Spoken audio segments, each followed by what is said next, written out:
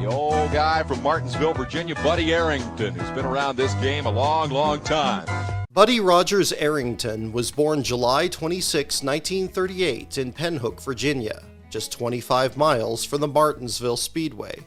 From the moment he could drive, the skinny 6-foot driver with aggressive sideburns had a clear preference for racing Chrysler products. When Buddy was 16, he souped up his own hot rods and drag raced against his friends. None could beat his 1960 Plymouth Fury as it sped down country roads. "Once you start with something and you like it, you stay with it," he said. One of Buddy's favorite haunts was a new bypass that was being built in Rocky Mount, where after dark he and his friends moved the barriers and tested the new pavement. At 18, Buddy traded a brand new 1957 Chevrolet for a Unical 76 station in Villa Heights. There, at the rebranded Arrington's Unical 76, the young driver honed his skills as a mechanic.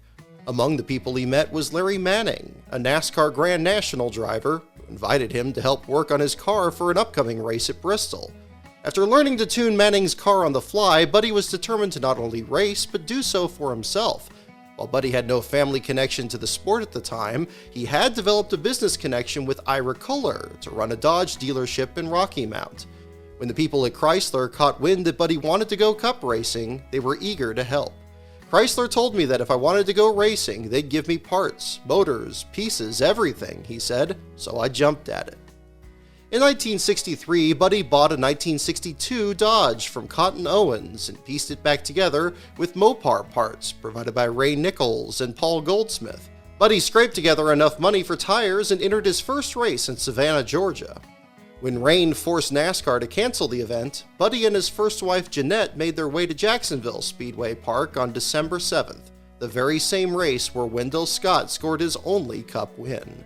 Buddy finished 20 laps down that day, but in a field of 27 still crossed the finish line in 8th. "I felt like the king bee, racing against the big boys," he said. Buddy went through the typical struggles of a first-year driver. He spun twice in his first start at North Wilkesboro, a track that had just been resealed. He ran less than the full season, and at times scaled back even more when he ran out of money. In both 1968 and 1971, he ran only one race all year. Of the entire schedule, he most looked forward to racing at his home track at Martinsville. "I'd be beside myself if I won the Virginia 500 or the Old Dominion 500, he said. "It would be the greatest thrill in the world for me." He was fast there, too. Statistically, Martinsville was far and away his best track. In 41 career starts there, Buddy picked up 4 top 5s and 17 top 10s. He'd never scored more than 2 top 5s and 8 top 10s anywhere else. One of his most determined runs at Martinsville came on a hot spring day in the 1960s. "I got sick before the pit stop, and when I came in, I was trying to signal my father to pour some water down my back," he said. "He finally got a cup of ice water, and I tried to tell him, 'No, pour a whole water can down my neck.' They finally did. Later, I got a towel with ice in it and wrapped it around my neck. That lasted the rest of the race, but I was really out when the race was over." Buddy finished 5th without ever needing a relief driver and stayed for hours afterward to sign autographs. During a much later race at Martinsville in 1985, Buddy was racing inside the top 10 until his water pump failed in the closing laps. Up until then, he'd enjoyed racing Dale Earnhardt. "He'd run all day right behind me, just, Earnhardt, bang, bang, bang, bang, bumper knocking," he said. "But he never done enough to mess me up because he knew that I had more than he had. And he fell out of the race before I did. This is the God's honest truth. He knew that we was out of tires, so he brought his tires to my pits and give us tires. He came over and told me, he said, 'I knew you was gonna win this race. I won't forget that.'" At the Orange Speedway on March 14, 1965, Buddy changed car numbers from 78 to 67, a number he'd run for all but 64 of his 560 Cup starts. It was a number that David Pearson believed to be unlucky. "That was the number on my first race car," he said, "but it didn't take me long to figure out that 6 and 7 equals 13. I changed that number as quickly as I could." In those early years, Pearson may well have been right. From 1969 to 1974, Buddy endured 3 of the most violent accidents of his career. On July 4, 1969, Buddy was competing in the Firecracker 400 at Daytona when a car blew its engine in front of him, covering his windshield in oil. Buddy's car slipped in the oil, bounced off the guardrail, and spun directly into the path of Haas Ellington.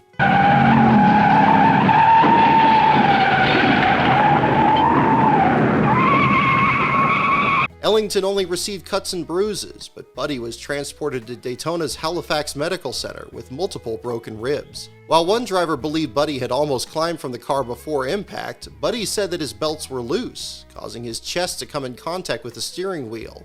He also tore ligaments in his neck, ligaments that wouldn't heal for 3 years, and the doctor advised him to quit racing. Buddy would have none of it. He spent a week in Halifax and was touched by all the letters he received. "Racing fans have to be the greatest fans in the world," he said. "When I had checked out of the hospital at Daytona, I had a suitcase full of cards and letters, and I'm still getting them." When Buddy returned to Martinsville for 2 weeks of recuperation, he also found that fans had started a fund to help rebuild his car. It took $5,000 of repairs by C.O. Pendley, who rebuilt everything from behind the driver's seat, but soon Buddy was looking forward to racing at Martinsville in September. The car was ready, and he again finished in 5th. And then as time moved on, the gas station, somewhere in the 70s, there was a 4th bay added on, and that's where the race car stayed. Otherwise, it sat outside during the day and then rolled inside at night. In 1970, Buddy built a new race shop in Collinsville off Route 174. He wasn't planning to, but the opportunity presented itself from construction worker Hugh Frith, who had leftover materials from a job building Memorial Hospital in Martinsville. With that, Buddy built one of the largest shops for any independent team, big enough for 7 cars, with an office and engine room. The tin roof shop was built behind a used car lot, where Buddy made extra money by selling Volkswagen Bugs he'd salvaged and rebuilt. Inside the shop was a new Dodge Daytona he'd run in the upcoming Daytona 500. This time he'd run car number 5. He was excited for how well the aerodynamic car would run. His body, however, was still reeling from his injury the year before. During practice, he aggravated his neck injury and pulled into the pits coughing up blood. This too didn't stop him. "I've got every dime I have tied up in this car," he said. "That's the reason I have to charge as hard as I can here. I need another car for the short tracks. If I finish in the money here, I can buy that car. If not, I'll have to confine my racing to the big tracks." But again, he crashed hard. On lap 77, his engine blew, sending him directly into the backstretch wall. Buddy Arrington of Martinsville, Virginia, hit the wall, the car stuck on the wall, and he skidded along at least a half mile. Keefe hit the wall at the very same place in last year's Daytona 500. We hope he's not hurt. They're checking. He's coming out of the car. Meantime, the leaders are moving quickly under the caution flag into the pits. Buddy Arrington being taken out of the car, where he'll be taken to the hospital and checked. Again, he broke multiple ribs, and this time ruptured his spleen, requiring another extended stay at Halifax Hospital. Are you going back? And I'm sure you've heard this question before. Millions of times, yes, I'm going back 4th of July if I'm able, and I'm looking forward to getting back here at Martinsville to run this race. This is my first race since I had my accident. First time I've been in a car. And then there was 1974. On August 9th, during practice for the Talladega 500, Dean Dalton ruptured the oil line on his Chevrolet. Dalton pulled to the high lane, but in so doing pulled directly into Buddy's path. The two collided, and both found themselves 10 rooms apart in Anniston Memorial Hospital. Dalton had a cracked vertebrae and bruised lung. Buddy ruptured his bladder, which required immediate surgery. The surgery went well, but Buddy's new wife Patsy had to keep away guests. "Buddy doesn't have his chin up yet," she said. "He's pretty drowsy, and I really doubt he'll be able to listen." When Buddy did come to, he was surprised how many people came to visit, even some of his fellow racers. "I don't think anybody has been through more hurting than I have," he said. "I used to get told, 'Lordy, with the trouble you've had, if it was me, I wouldn't ever go back.' Maybe not 10 years ago. But guys help each other now. They used to cut your throat if you asked for help, but not anymore. We've all grown up. When I got hurt down here and everybody helped out, came to see me, stayed over with me, I said right then that you just don't know who your friends are until you really get down. I wouldn't badmouth one of the guys out here. They're friends."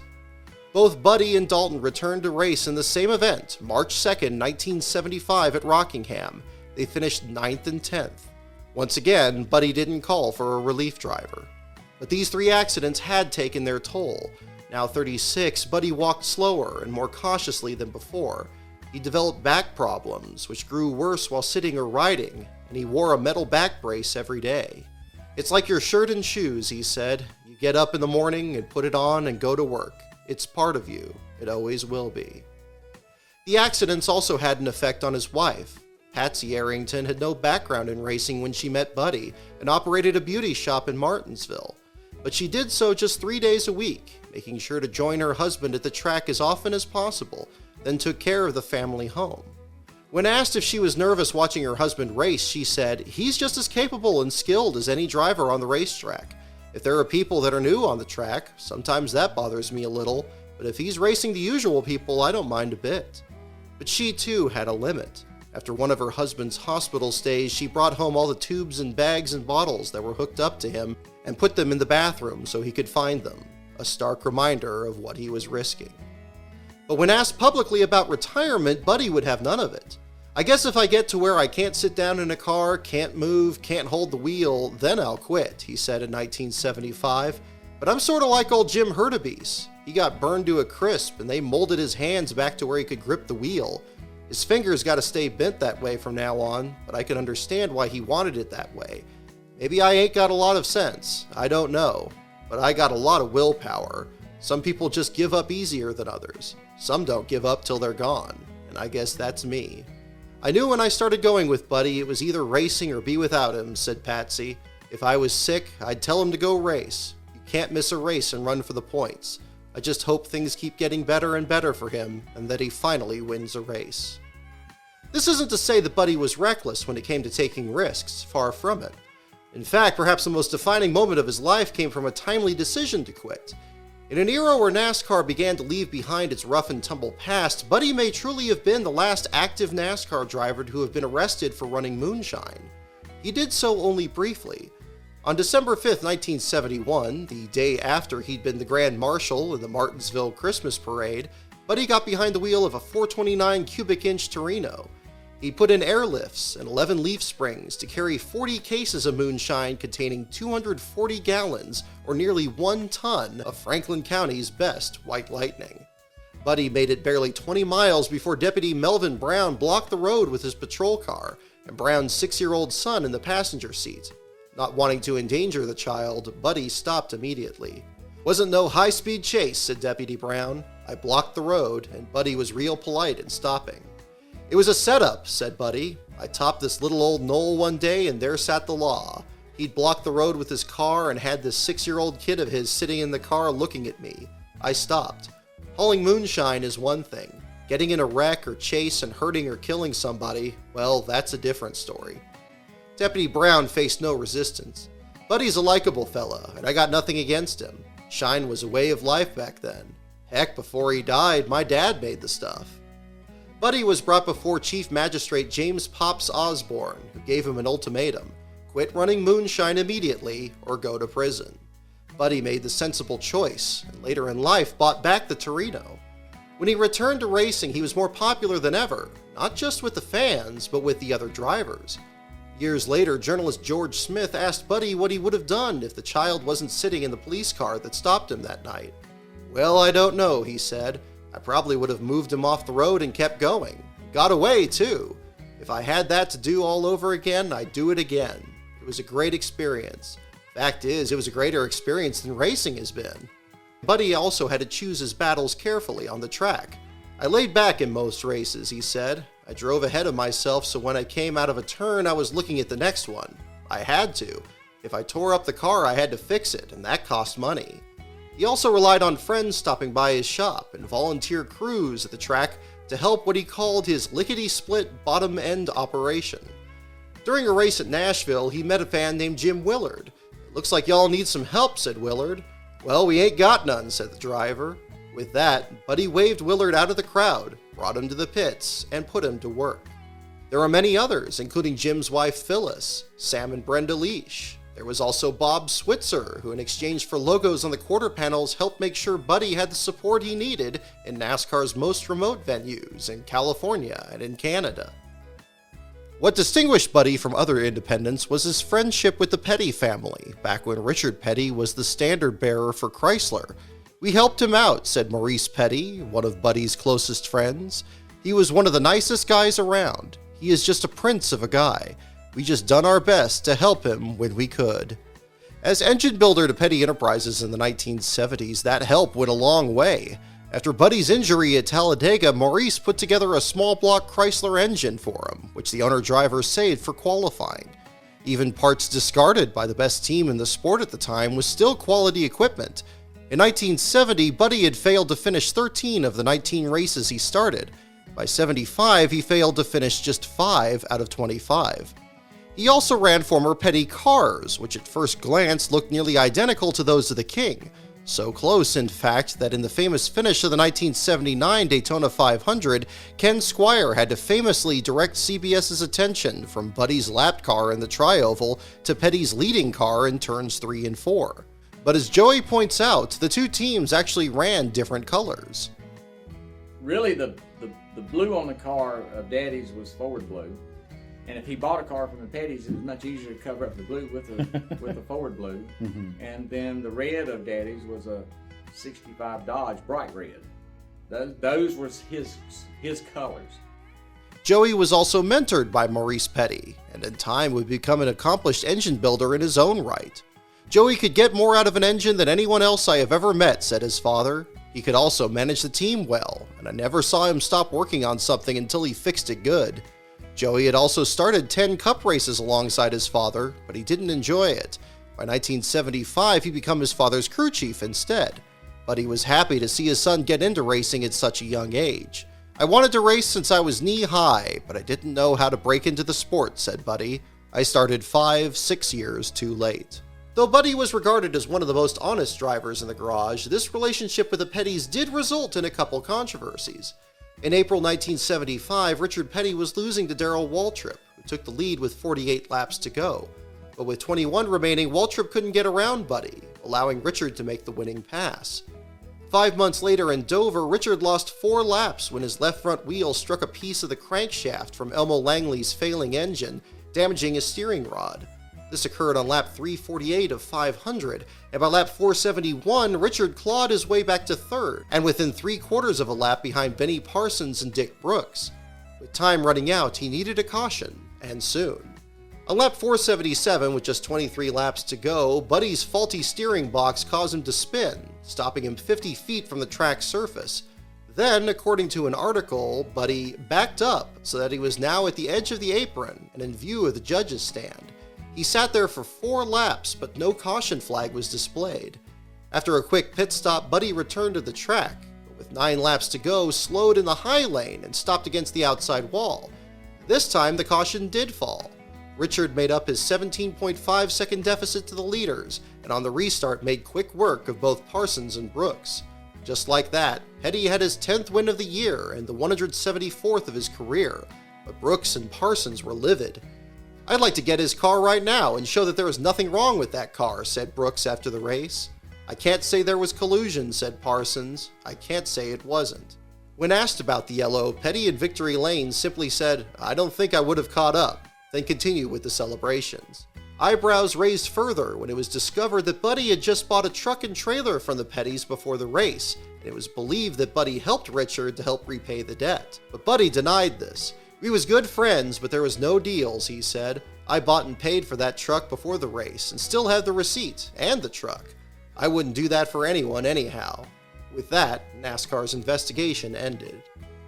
In 1978, Dodge replaced their dependable Charger with the larger, bulkier Magnum. The result was Richard Petty's first winless season since 1959, a year where he was also plagued by injuries. After the August race at Talladega, the Pettys abruptly switched to General Motors and started campaigning a mix of Chevrolets and Oldsmobiles. The Magnums went to Buddy, who had to overhaul his program in order to accommodate them. "It cost a lot of money to change to the Magnum," he said. "We had to alter a lot of things and work on learning how to set up the chassis. For instance, we had to change the springs twice at Daytona that year."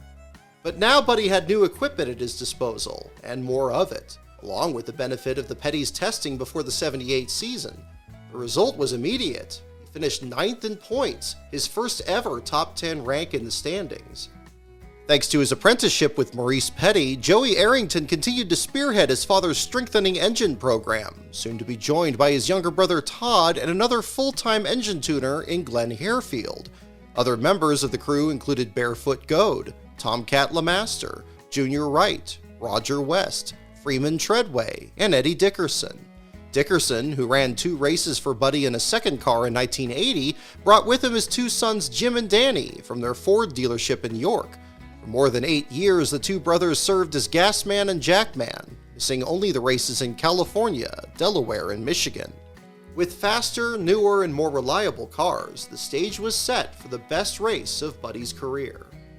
May 6, 1979, the Winston 500 at Talladega. Buddy unloaded his number 67 Dodge, a Magnum the Pettys told him was the best car that they'd given him. The car lived up to its reputation. Buddy qualified 4th in a field of 40, tying his career best start from the tiny Manassas Bull Ring in 1966. On race day, he led only 2 laps, the 15th and 16th of the day, but he was still on the lead lap and a legitimate threat for the win. "It was honkin'," said Buddy of his car. "It felt real good. My Magnum was the fastest car out there. I could pull out and pass them anytime, anywhere I wanted." The fans were cheering him on, and so were crew members on pit road, loud enough that he could hear them inside the car. Soon, members from other teams came to his stall to help. Unfortunately, this proved to be a problem. On his last stop, Buddy's gas can was left hanging from the car, resulting in a 1-lap penalty. Buddy finished 3rd, behind Bobby Allison and Darrell Waltrip, but he never looked at it that way. "As far as I'm concerned, I won that race," he said. When asked if he forgave the gas man for the costly stop, he said, "I never worried too much about that, and don't even know who he was." Buddy arrived back in Martinsville with his neighbors flying banners and friends welcoming him at the door. Buddy was just as fast in the second race at Talladega, where he qualified 3rd and finished 8th. During the weekend, Buddy got a message to call back an attorney named Jim Hills from Kalamazoo, Michigan. Buddy was going to wait to call back when he got home to Martinsville, but Hills called him again. Buddy picked up this time, and Hills asked if he knew an independent driver who needed some help. Buddy didn't say why Hills picked him as a sponsor, other than saying, "I believe he kept up with racing, and he was a strong individual who wanted to sponsor a strong individual." He credited Hills with coming on board at a critical time. "If it wasn't for Hills, we wouldn't be here," he said in 1981. "I'd be back in Martinsville selling used cars full-time." Up to this point, Buddy's own business interest in his service station and used car lot kept him from having to rely on more than a few piecemeal sponsors. His increased notoriety as the standard bearer for Chrysler meant he was often backed by whatever Chrysler dealership happened to be closest to the track that weekend. Among these were Rossmeyer Dodge, Jim Peacock Dodge, and Tom Prange Chrysler Plymouth. But there was also Reed Trailer Sales of Pleasant Garden, North Carolina, which backed his 3rd-place car in Talladega. There was the Pagoda Motel in Daytona Beach, which offered Buddy and Patsy a break on 2 rooms, a single and a double, for each speed weeks in Florida.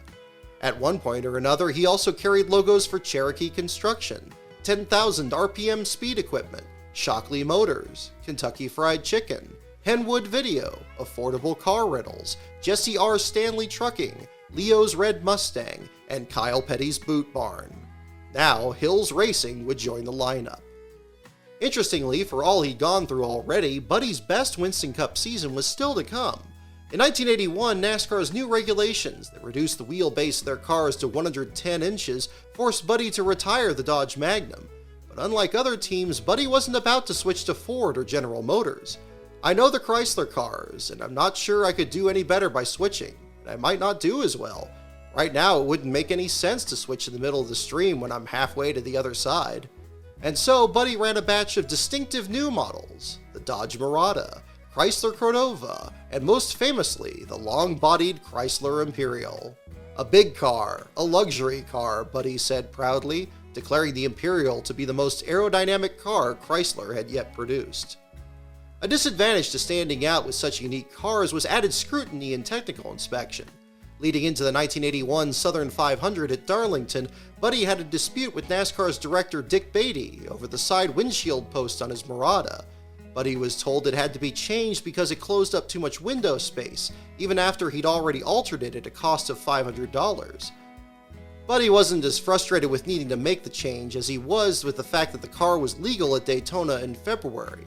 I think they're picking on guys like me and James Hilton, who was forced to make a similar alteration to his car because we spoke out about going broke and how we need more money. Beatty defended himself, saying he didn't want to show favoritism to anybody, and pointed out he also made Richard Petty's crew make changes to their car.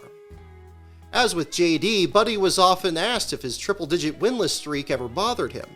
"No, it doesn't affect me in any way," he said. "This is just what I do for a living. It's like a guy working in a factory. He knows he's never going to be president of the company.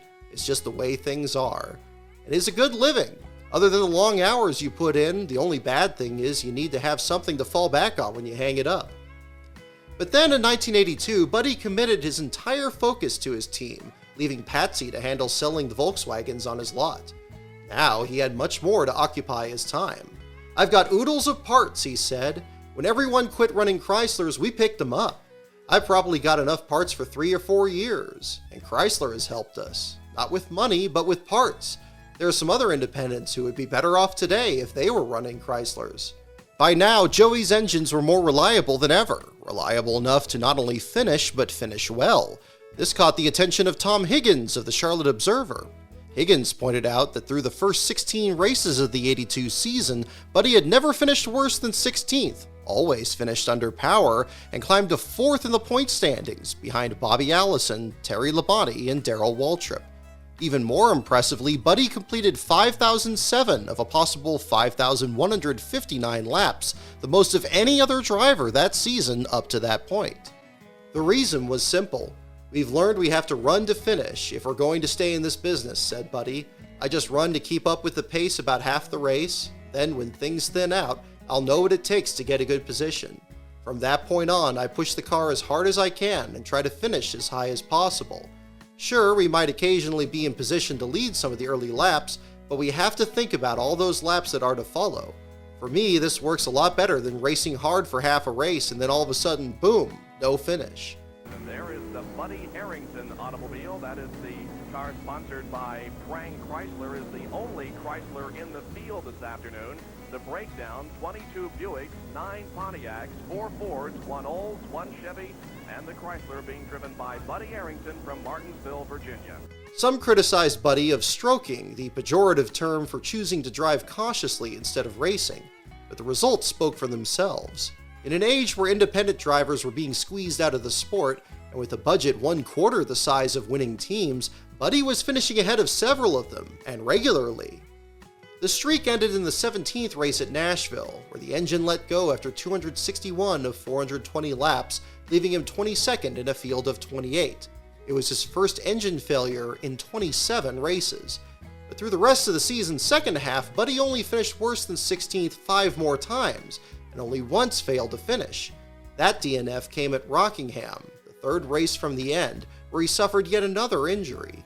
A crash into the Turn 2 wall left him with a concussion and broken ribs, sending him to the Richmond Memorial Hospital. He still finished the year with a 14th in Atlanta, then a 35th at Riverside, and took home a career-best 7th in points. He did so without a single top 5 finish, and still completed the second most laps on the year, trailing only champion Darrell Waltrip. For only the second time in his career, Buddy finished top 10 in the point standings, earning him a seat at the Champions Banquet. But things changed in 1983. Chrysler had now turned their attention away from the large rear-wheel drive cars that were still common in NASCAR. "The last couple of years, that's not what we were trying to do," said Dick Maxwell, Chrysler's performance car sales promotion manager. "We're trying to establish our front-drive cars and the 2.2-liter engines. We're putting more of our development into the 4-cylinder engines." What remained of Direct Connection, Chrysler's performance parts division, turned its attention to, among other things, IMSA, where Joe Vard found great success running a small Shelby Charger. Chrysler's change in strategy had a direct effect on Buddy's team, which still carried Direct Connection logos on its cars despite dwindling support. If Chrysler spent half, no, 1/3 of what General Motors does for racing, along with the work we've done, they'd have a winner, said Buddy. They'd win a race. We've come pretty close ourselves with nothing. Chrysler's decision had also cut Buddy's parts supply down to only the occasional engine block or piece of sheet metal. Last year, when we were 7th in points and finished 27 races, the parts we had for the car were fine, he said. This year, the parts are giving out. You can't take junk to the racetrack and expect to win. There ain't no problem getting parts, it's getting good parts. Like I can buy a crankshaft for $800, but it might not even lift the valves when it turns. If I bought one for $2,500, I'd be sure it was a good one. In our situation with no money, we can't get nobody to make us a camshaft. If we get one and it's no good, we have to eat it because we ain't got money for another one, and that stuff's hard to digest. With these changes, Buddy now needed sponsorship more than ever. I don't think next year, if I don't get a sponsor, I'll be racing, he said. By now, Buddy was increasingly dependent on the kindness of his fellow competitors. In October, Bill Elliott loaned Buddy a set of new tires, which allowed his Chrysler to qualify for the race in 32nd. But Buddy also returned the favor. In the same session, Tommy Gale's clutch started slipping, and he pulled his Ford down pit road. Buddy joined other drivers and crew members in fixing his car to make another run, with Buddy grabbing a hose to cool off the car. Gale made another run, and also qualified, taking 37th on the grid. The two finished 31st and 34th. By 1984, Joey had converted his father's Dodge Mirada to a second-generation Chrysler Cordoba to run the short tracks, while the Chrysler Imperial remained for superspeedway use. But now, Chrysler was no longer introducing new two-door rear-wheel models which could be used in NASCAR. This meant by the time his cars were prohibited in 1986, Buddy would have to do what he once thought unthinkable, change manufacturers to either General Motors or Ford. Buddy believed this was simply the latest chapter in a long-standing feud between Chrysler and the France family ever since the dominant Hemi engine was introduced. NASCAR just kept taking stuff away from Chrysler. They got tired of it, he said. Like many owner-drivers at the time, Buddy ultimately chose Ford and bought some cars from Melling Racing. He phased them in after the 5th race of the '85 season at Bristol, where he took the place of teammate Phil Good in a large white Chrysler, his last ride in the Imperial. Starting with the next race at Darlington, where Bill Elliott was on pole for Melling, Buddy would run the Fords for most of the year. Driving that Chrysler was getting to be embarrassing for me, he conceded. The media also had to adjust. A starting lineup printed for that Darlington race still showed Buddy in a Chrysler. There is Buddy Arrington in car number 67, right behind the yellow car of Jeff Bodine. The red with blue trim on it is Buddy Arrington. And no, it isn't a Chrysler, it's a Ford.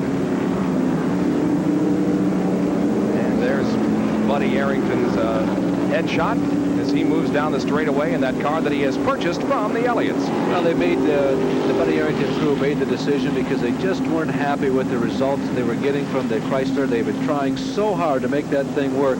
He's won over $1 million in his career, but they finally have kind of thrown in the towel on the old Chrysler, the last one that was left in this league. So it is a very interesting story about how this combination came about. With a further examination, here is Larry. Dearly beloved, we have gathered here in memoriam for a fallen warrior, apparently who has passed from our ranks forever. The example of perseverance and loyalty is certainly something to behold. Never a chairman of the board, but nonetheless an example that certainly can be held up to all.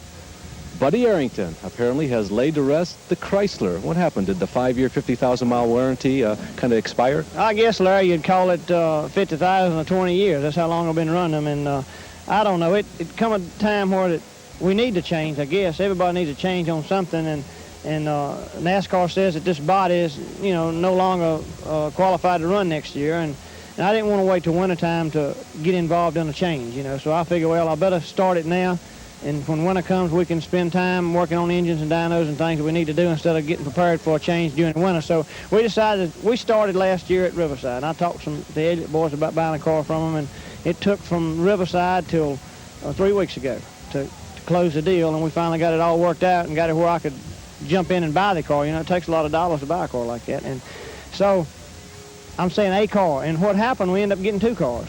I don't know. Buddy, does it feel different? I mean, the Ford from the Chrysler product? Oh, yeah. We got here, and we have worked our butts off for 2 days, and we still ain't got it comfortable for me. So, but we're getting it. We're gaining on it, and we will whip it. We'll get it the way I want it. And to start with, I ain't never had power steering. The power steering is nice. I know if I ever make myself get used to it, I like it, but right now we had to take it off. I just couldn't drive the car with the power steering on it. And the minute we took it off, we picked up a full second right off the bat to the next lap of run without it. So it's just a deal where you've been used to something 20 years, you just can't wipe it out of your mind in 5 minutes or 5 laps. It takes you time to work up to it. So we're going to quit here, go with no power steering, and when we get to Martinsville or Wilkesboro, we're going to put the power steering back on the car, and I'm going to make myself learn how to drive it all over again. Well, the ads say, have you driven a Ford lately? Pretty soon, Buddy Arrington will be able to say, yep. All Chrysler fans owe Buddy Arrington their thanks for holding out as long as he did, wrote Ed McDowell of the WPC News in 1986. Maybe one day Chrysler will go back into NASCAR. In the meantime, every diehard Chrysler fan will probably wish Arrington in the number 67 the best of luck with his new deal. For Buddy, the manufacturer change was no small decision, and undoubtedly had an effect on him. But there was still solace in the fact that he was still operating his own team. "I've done it for so long that I won't settle for nothing else," he said. "I couldn't take a ride with anybody else. I want to do my own thing. I've never worked for anybody. I don't think I could. I've always been my own chief, and I'm not ready to get out of racing. The thought hasn't even crossed my mind." Still, NASCAR continued to change, and teams now had to fight even harder for big money sponsorship. But Buddy wasn't comfortable with handling public relations, public appearances, and those essential sponsorship negotiations. "I've never seen nothing go and get as big as racing has in so short a time," he said. "Expenses have tripled since just last year. It looks like somehow we're going to make it this year, but Lord knows about next." Ironically, it was in 1986 that Buddy received one of his most consistent sponsors in Panel Knitting, which was also the race sponsor for the spring event at Martinsville. The company would stay on board for the final 3 years of Buddy's racing career, even as other drivers increasingly took his place. On June 8, 1986, Buddy led the final 4 laps of his career at Pocono, only to suffer yet another brutal accident. Trouble in turn 1. That's Buddy Arrington's car from Martinsville, Virginia, that pirouettes to a stop out in turn 1. Arrington spins the wheels, gets it going again, gets up on the racetrack, and Morgan Shepherd piles into Arrington. Harry Gant's car just obliterates the left side of Arrington's machine. Once again, Buddy was admitted to the hospital for a head injury and a broken femur. For the following week's race at Michigan, he enlisted the help of a man from Texas who served as one of his mechanics, Rick Baldwin. Baldwin was an aspiring racer himself, having made a few NASCAR starts of his own, mostly in Chrysler products. Rick roomed with Joey Arrington for the Michigan weekend, prepared to qualify Buddy's Ford for Sunday's race. The plan was for Buddy to still start, then hand the wheel over to Rick at the first opportunity, but he never got the chance. On Rick's first qualifying lap, he spun and slammed the wall with the driver's side. He suffered a head injury, one that was believed to have been made worse by a loose window net. It took 28 minutes for crews to extricate the unconscious driver from his car.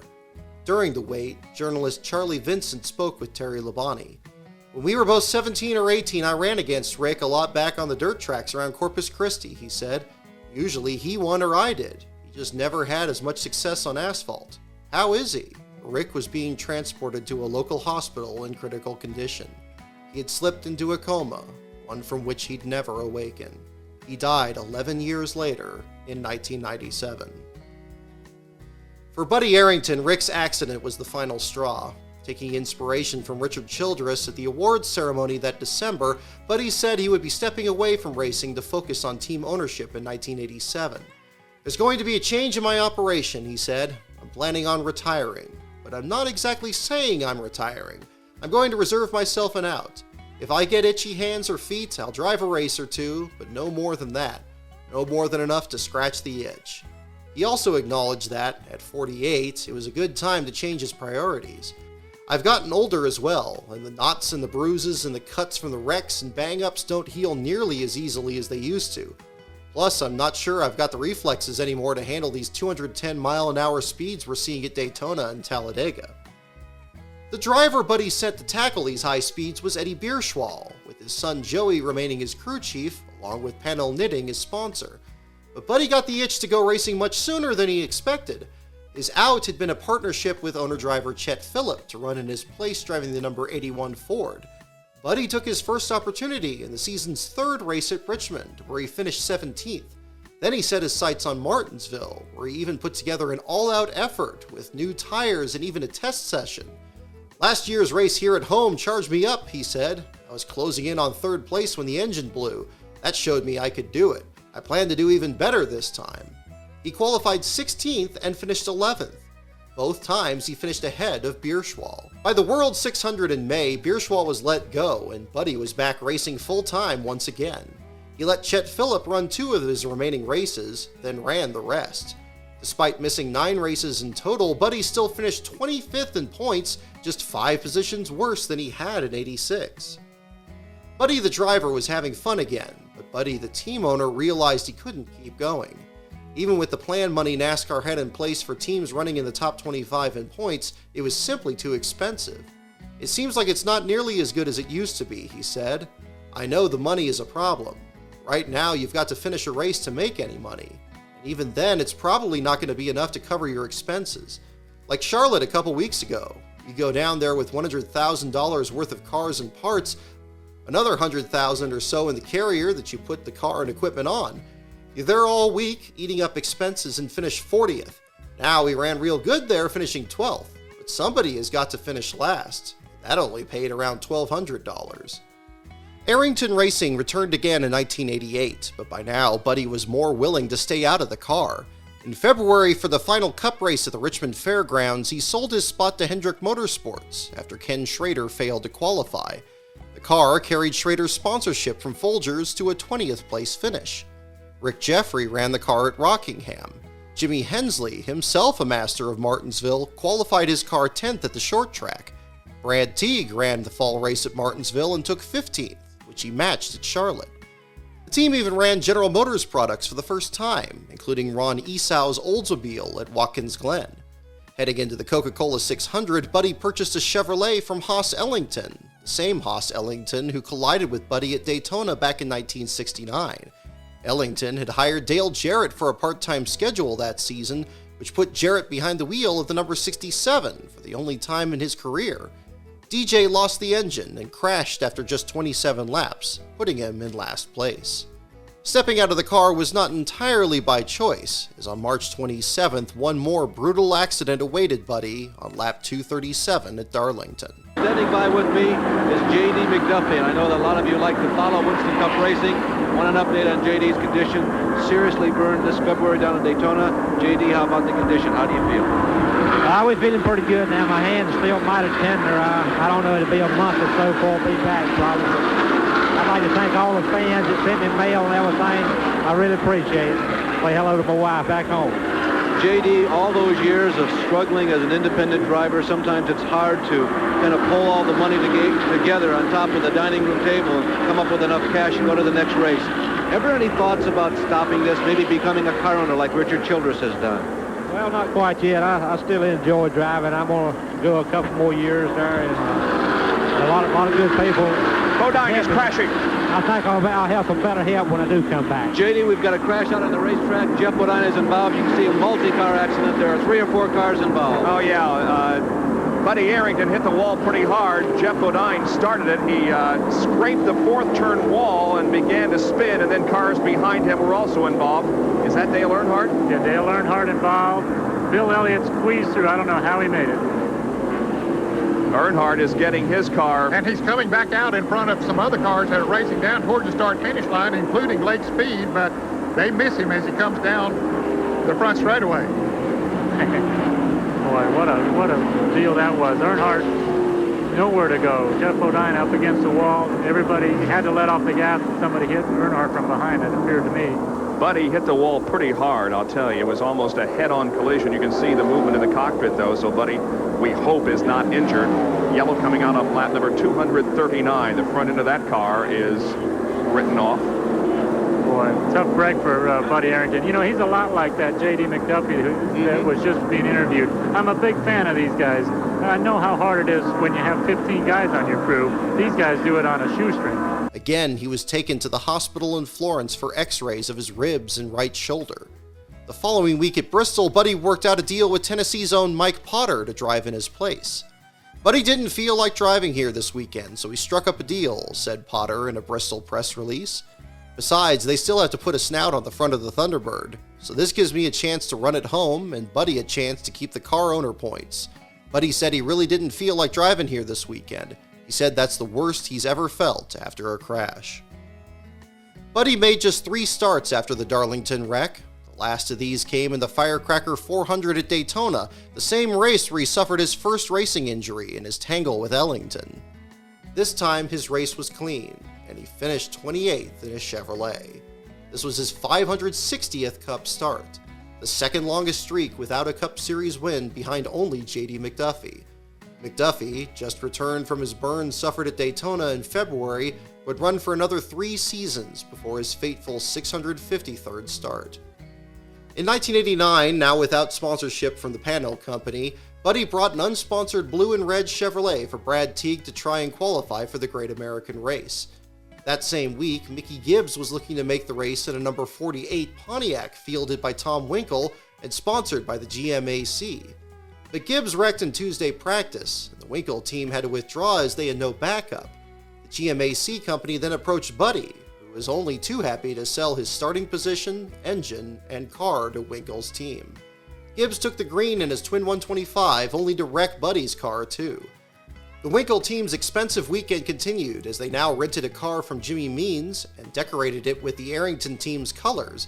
But when Means failed to qualify for what was to be the first race with Alka-Seltzer as primary sponsor, the car was repainted again in powder blue. After all that, Gibbs started 42nd in the 500 and finished 34th, out with a blown engine. Perhaps as a condition of selling his ride at Daytona, Arrington Racing made one final Cup start at Bristol, and again put Brad Teague behind the wheel. Teague started 28th and finished under power in 17th. But on the same Thursday night in 1989 where his father sold their Daytona car, Joey Arrington was approached by people from Chrysler looking to start an ARCA team. They hired Joey on the spot to get their engines ready, and entered a car for Mike Potter in the season finale at Atlanta. While in his Chevrolet, Potter's 5th place finish laid the foundation for future Mopar efforts in the series. Arrington engines continued to grow, giving Chrysler a foothold for their return to the Cup Series with Dodge in 2001. After closing his team, Buddy remained a favorite son of Martinsville, though he never attended another race at the track. "Stock car racing is nothing like it was, and I want no part of it," he said. He continued selling used cars and helping his son at Arrington Engines.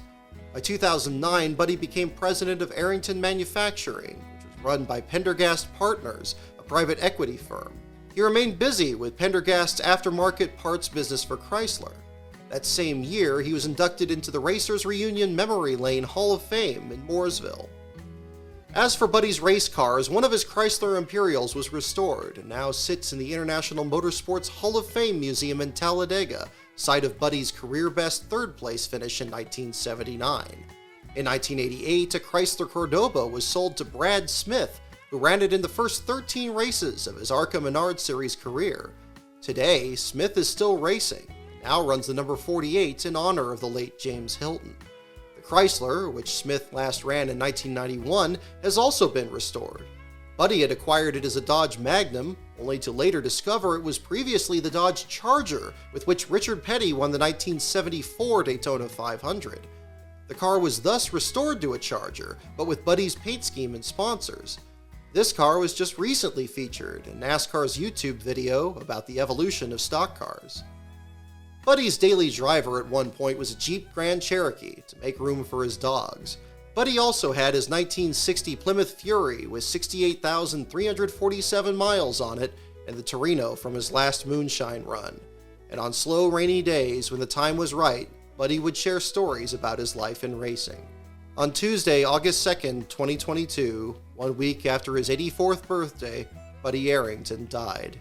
It was truly a life fully lived.